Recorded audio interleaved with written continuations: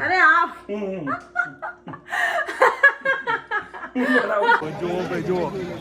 જો આ પડી જો ખાલી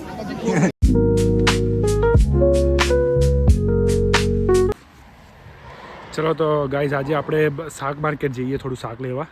હું તમને બતાવું કે આપણે ઇન્ડિયામાં જેવું શાક માર્કેટ હોય છે એવું કેનેડામાં પણ છે, જ્યાં સસ્તું અને સારું શાક મળે છે.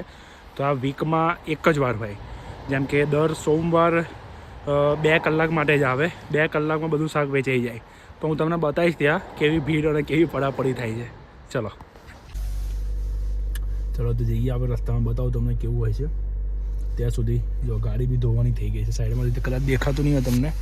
આ બધો સોલ્ટ છે ગાઈસ. આ જે વ્હાઈટ જે છે ને આ બધો સોલ્ટ, જે કેમ કે બરફને ઓગાળવા માટે રસ્તા પર અહીંયા સોલ્ટ નાખવામાં આવે. તો જ્યારે આપણે જઈએ એટલે ઉડે ને આ ગાડીમાં પછી આ ચોંટી જાય. બધો વ્હાઈટ આ જે દેખાય છે આ બધો સોલ્ટ છે.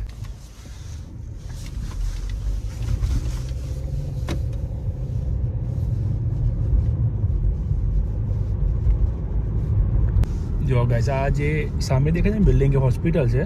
અહીંયા અંગદ અને અગસ્ત્યનો બોન અહીંયા થયો હતો. કદાચ આ મેં કહ્યું છે વિડીયોમાં પહેલાં, પણ ના કહ્યું હોય તો યાદ નહીં મને. પણ અહીંયા એમનો બંનેનો બોન થયો હતો. બહુ સરસ સર્વિસ છે આમની. આપણે એન્ટર થઈ ગયા છે શાક માર્કેટ.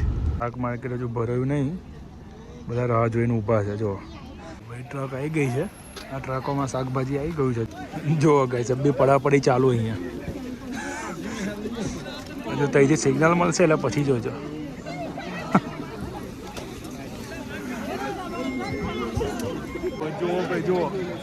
જો આ પડાપડી જોવા ખાલી. આ ગ્રીન સિગ્નલ જોવા, સિવિક સેન્સ. આપણું આણંદનું શાક માર્કેટ ભરાઈ ગયું છે કમ્પ્લેટ, ભરપૂર. જો પડાપડી પડે ને કકડા. તો આપણે શાક લઈ લીધું છે. અરે જે પડાપડી થાય છે અહીંયા, ઝઘડી બહુ મજા આવે. તમને જો કશું કામ ધંધો ના હોય અને સ્કાય બોર્ડર નજીકમાં રહેતા હો તમે, અને મંડે કશું ના કરવાનું હોય તો અહીંયા ખાલી એકવાર આવી જાઓ. તો ગાઈઝ અમે હવે વોલમાર્ટ આવી ગયા છીએ.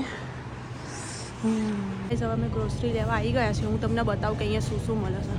બધું જ મળે અહીંયા. જો આ ચોખાથી લઈને આ બાજુ બધા ઇન્ડિયન નાસ્તા, ચોખા, આ બધી જાતના લોટ, આ દાળ, બધી દાળ, ચણા, મગ, બધું જ. જુઓ અમારા અંગદભાઈને અહીંયા અંદર ગરમી લાગી રહી છે. ટોપી બેટા. જો આ લોટ બોટ, કપડાં બપડા બધું જ મળે અહીંયા. પતિદેવ કઈ ગયા જોઈએ, એ આઈ થિંક દૂધ લેવા ગયા પેલી બાજુ. તો ગાઈસ શાકભાજી તો આપણને શાક માર્કેટમાંથી મળી ગયું, પણ હવે દૂધ લેવા આપણે અહીંયા આવી ગયા છીએ. તો આ દૂધ છે જે આપણે લેવાનું છે. તો આવી 2 થેલી આપણે લઈ લઈશું. અને હજુ આપણે આગળથી અહીંયા સામે આયલમાંથી દહીં લેવાનું છે, તો દહીં બી લઈ લઈશું. ત્યાંથી દૂધ લઈ લીધું, હવે દહીં બી લઈ લઈએ અહીંયાથી. જો આ રહ્યું દહીં. આ દહીં અહીંયા છે, આવી રીતે મળે આમાં. તો આપણે આ લઈ લઈશું.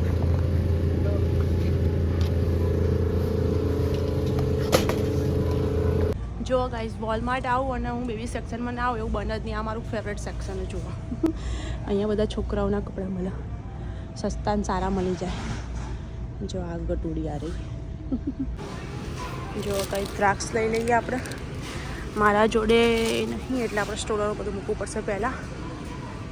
પછી કંઈ ગયા મારા પંડિતજી ખોવાઈ જાય સવારે ઘડી. આ રહ્યા જુઓ આ બ્લુબેરી. મને બહુ ચેરી ભાવ, હું ચેરી બી લઈ લઉં.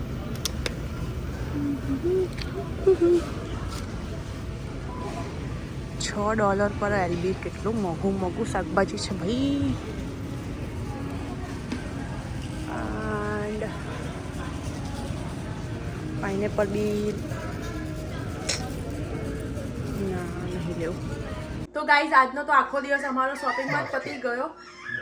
અને મારા આજના આખા વ્લોગમાં બસ મારા પતિદેવે જ વ્લોગિંગ કર્યું છે. તો તમને કેવું લાગ્યું તમે બધા કોમેન્ટમાં કહેજો કે મારું વ્લોગિંગ સારું લાગે જોવાનું કે એમનું વ્લોગિંગ સારું લાગે જોવાનું. હે જોઈએ કોણ કે બરાબર, પછી આપણે એ ઉતારવાનું બરાબર. એટલે તમારે જે બી શું મારું તમારે સાચું કહેવાનું કે કોણ વ્લોગિંગ સારું કરે, આયરા વધારે સારું કરે કે હું સારું કરું, જે તમે કહેશો એ પછી એ વિડીયો ઉતારશે બરાબર.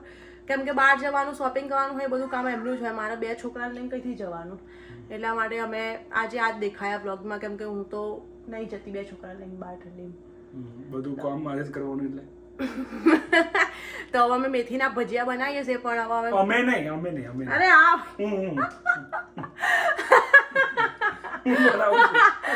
ભાઈ બધાને એવું લાગતું છે કે હું કશું કરતી નહીં. ગાઈસ જ્યારે આયા ખાવાનું બનાવે ત્યારે જ હું ખાવાનો વિડીયો લઉં છું, એટલે તમને લોકોને એવું લાગશે કે એ જ ખાવાનું બનાવો છે. ભાઈ આટલા વચ્ચેના દાડા મેં બનાવ્યું, મેં હવે પણ ના આગલા સવારના બ્લોગમાં મેં બતાવ્યું હતું કે મેં શાક રોટલીને બનાવ્યું.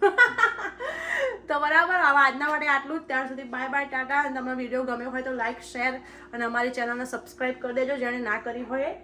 ચલો અગસ્ત્ય બાય કહી દો બેટા. અહીંયા જઈને બાય કહી દો. બાય. જય ભોલે.